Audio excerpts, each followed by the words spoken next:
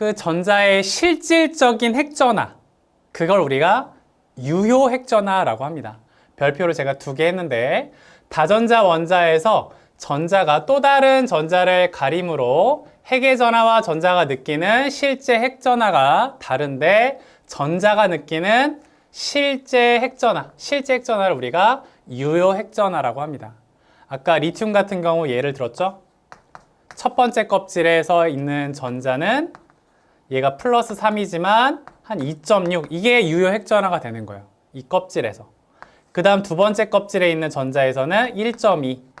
이런 수치는 여러분들 암기할 건 아니에요. 제가 대학에 있는 서적에 있는 자료를 가지고 얘기를 해준 거고, 뭐 탄소 같은 경우에는 이 바깥쪽에 있는 얘의 핵전하가 한 3.1 정도 되거든요. 그러니까 플러스 6보다는 작아지는 거죠. 왜? 가려막기 효과에 의해서, 다시 말하면 전자 간의 반발력으로 인해서 핵과 전자 사이의 인력을 약하게 만든다. 그랬을 때 실질적인 핵전하를 우리가 유효 핵전하라고 한다. 왜냐면 유효 핵전하가 처음에 받아들이는데 개념이 익숙치가 않아요. 새로운 생소한 개념이다 보니까. 그래서 제가 좀 천천히 얘기를 했습니다. 그런데 항상 비교할 거는 다전자니까 수소 같은 경우에는 핵전하를 가리는 전자가 없으므로 그냥 유효 핵전하가 그냥 1이에요. 수소는. 하지만 다전자부터는 6보다 작다. 제가 정확한 수치도 알려줬죠. 3점 얼마라고. 자, 다음으로 갈게요. 그 다음에 우리 개념 화학원, 유효 핵전하를 좀 기출, 전국 단위, 평가원에서 어떻게 쓰냐면 이런 말을 씁니다. 원자과 전자가 느끼는 유효 핵전하? 좀 말이 좀 어감이 느끼는이라고 하니까 그런데 이렇게 표현을 했어요. 좀 번역하다 보니까. 근데 우리 제가 이런 숫자를 참고로 줬는데 나트륨 몇 번이에요? 11번이에요. 그럼 양성자가 몇 개 있다라는 거죠?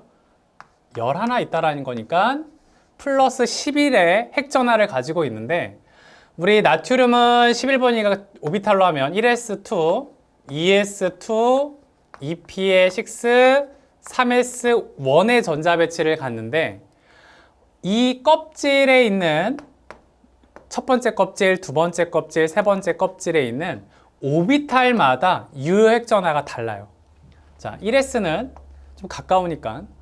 근데 11보다는 작죠. 왜냐하면 전자가 2개가 있죠. 첫 번째 거 1s에. 근데 그 전자 간의 반발력, 그 다음에 앞쪽에서 확률로 발견된 확률이 있어서 가려막기 효과가 있다고 했습니다.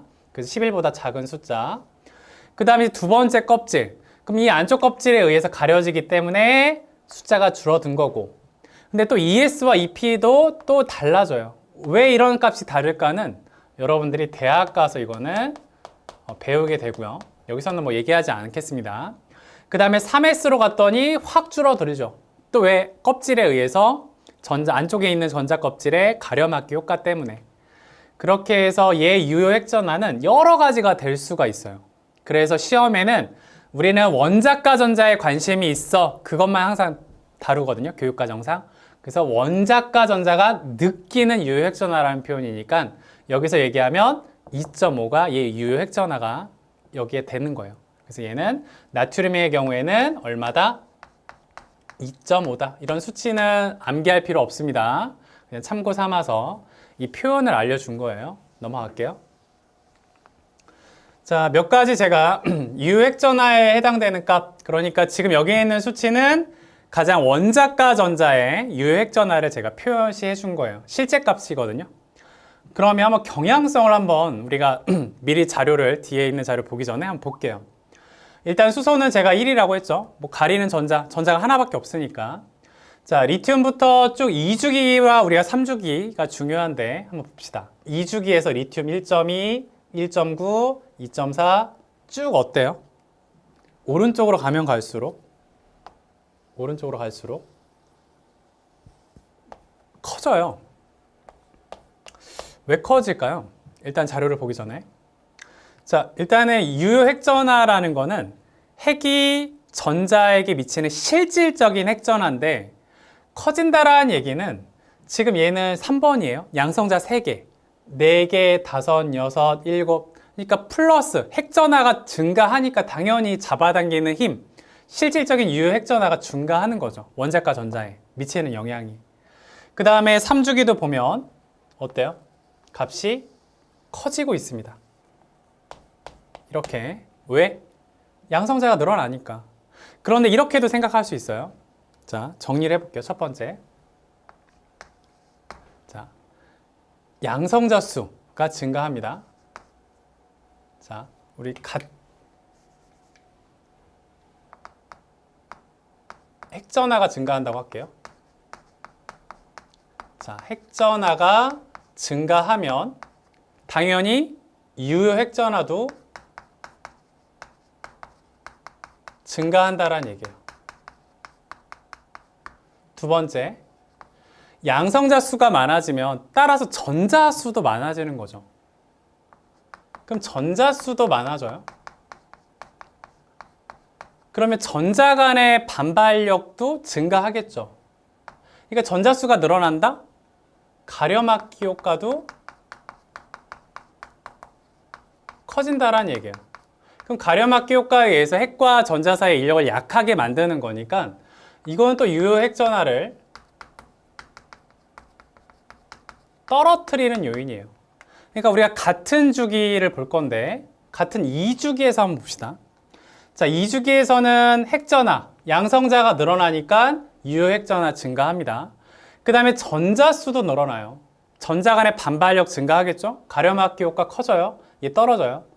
그런데 결과적인 수치를 봤을 때 커진다라는 얘기는 1번과 2번 중에 누가 영향이 크다? 1번의 영향이 크다라는 거 알 수 있습니다. 첫 번째. 그 다음에 같은 족에서 한번 봅시다. 같은 족에서. 2족 볼까요? 자, 값이 어때요? 커져요. 자, 똑같은 13족, 14족, 15, 16, 17, 18족 다 어때요? 같은 족에서는 얘가 커지고 있죠.